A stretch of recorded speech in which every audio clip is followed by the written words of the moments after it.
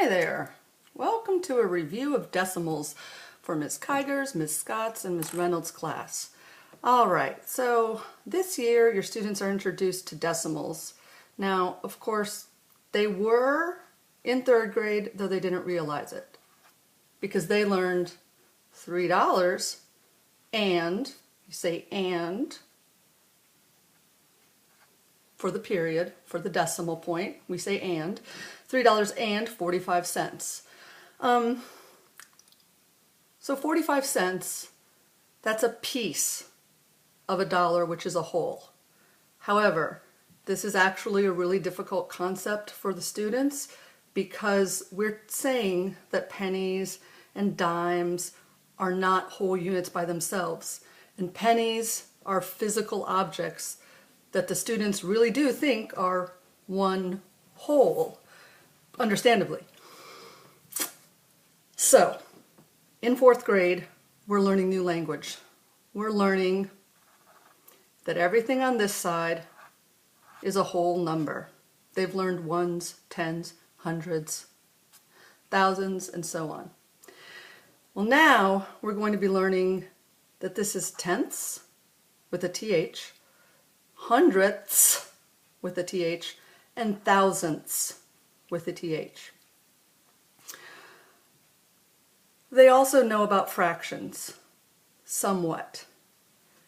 And one would think that it would be pretty easy to make the leap from fractions to decimals, but perhaps because they are so similar, it doesn't translate as easily as we would hope.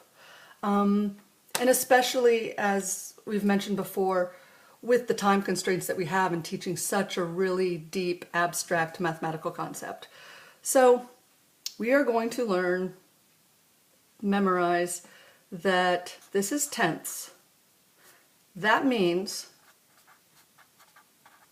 that if the whole was divided into 10 pieces, each piece would be a tenth size of one whole piece. This is the hundredths place. And of course, that means that the size of this thing right here, however many there are, is if this whole were divided into 100 pieces, one of those pieces would be the size of a hundredth. So you might think, that should be pretty easy to understand, because if we're thinking money, and I put a 3 here, that means 3 dimes. Right, there are 10 dimes in a dollar. So each dime is a tenth. Oh, and if I put a 7 here, well, that's 7 pennies. Oh, that's 7 hundredths. There are 100 pennies that make up $1. Okay. So one thing to do to help your kid understand is we can talk about an imaginary piece that is even smaller than a penny. Imagine, and you can make up a number, a name, plump, zigglefrag. You say, now that's smaller than a penny. That means a dollar would be divided into 1,000 pieces. Now, in class, we're going to demonstrate this with actual physical objects that's quite long. I can't show it on this video.